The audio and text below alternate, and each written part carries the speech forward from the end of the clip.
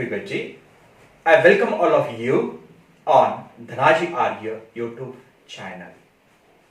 My dear friends, already we discussed about present perfect tense. While discussing present perfect tense, I quoted some examples. Very interesting examples those were. I will repeat some examples today also. For example, I have just completed my work. Let me repeat. I have just completed my work. Sometimes I may say the same example. I have already completed my work. And sometimes we have to say, I haven't completed my work yet. So my dear friends, today we are going to learn the use of just, already and yet.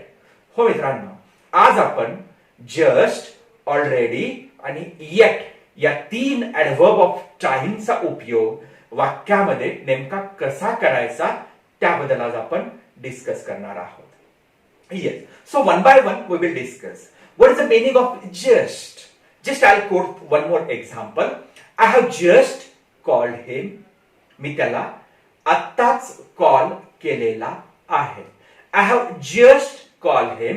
मी त्याला आत्ताच call केलेला आहे. आत्ताच means just चा अर्थ a short time ago. Just means a short time ago म्हणजेच आत्ताच, recent. Just ती क्रिया झालीये आणि क्रियापदाच्या मागे त्या क्रियापदाचा अर्थ एक विशिष्ट असा अर्थ सांगण्यासाठी तिथे आपण जस्टचा आपण वापर करतोय. When I say that same sentence, I have already called him. मी त्याला आधीच कॉल केलेला आहे. What is the meaning? Already means before we expected. Before we expected. म्हणजे आपण जी काही वेळ एक्सपेक्ट करतोय त्याच्या आधीच ती क्रिया झालीये म्हणजेच ती already. I have already called him. And अजूनही ती क्रिया अद्याप झालेली नाहीये. अजूनही ती झालेली नाहीये, अद्याप झालेली नाहीये. For example, I haven't called him eight. I haven't called him eight. अजूनही मी त्याला कॉल केलेला नाही. Means that action hasn't happened up to this moment or till moment. या वेळापर्यंत ती क्रिया अजूनही झालेली नाहीये. अशा क्रिया व्यक्त करण्यासाठी आपण yet या ऍडव्हर्बियल ऑफ टाइमचा उपयोग करतोय. तर हो मित्रांनो, जेव्हा जेव्हा क्रियेची एक विशिष्ट अशी वेळ सांगण्यासाठी, एक त्या क्रियेबद्दल विशिष्ट एका अर्थाने बोलण्यासाठी आपण हे तीन ऍडव्हर्ब्स इथे वापरतोय.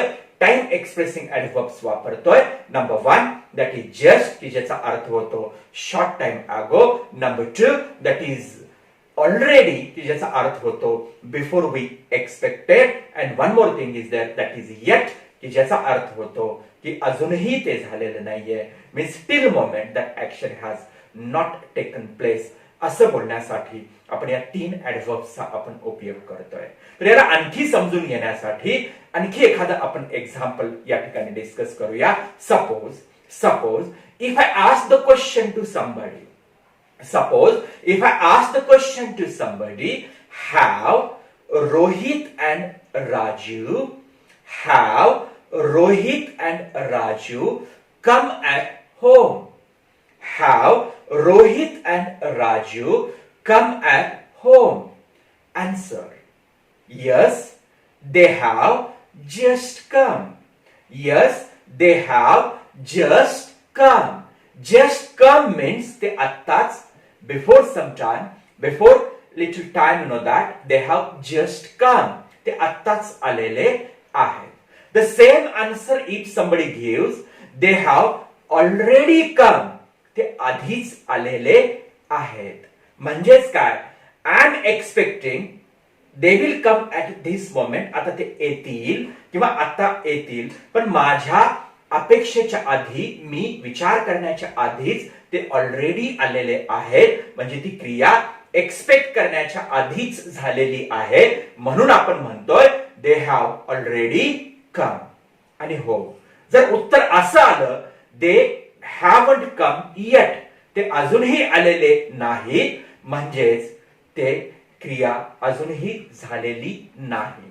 अशा पद्धतीने या 3 सिच्युएशन मध्ये आपण already, then yet and then one more that is just, या 3 ऍडव्हर्बियल्सचा आपण या ठिकाणी वापर करतोय. जेव्हा आपण येटचा उपयोग करतो मित्रांनो, येटचा उपयोग हा युजली आपण पॉझिटिव्ह सेंटेन्सेस मध्ये करत नाहीये, तर येटचा उपयोग हा आपण निगेटिव्ह आणि फक्त क्वेश्चन्स मध्ये आपण करतोय. येटचा उपयोग हा आपण पॉझिटिव्ह क्वेश्चन मध्ये करत नाहीये, तर त्याचा उपयोग आपण फक्त निगेटिव्ह आणि क्वेश्चन्स मध्ये आपण त्याचा उपयोग करतोय. For example, he हॅजंट completed his task eight, अजूनही त्यांनी त्याचं काम पूर्ण केलेलं नाही.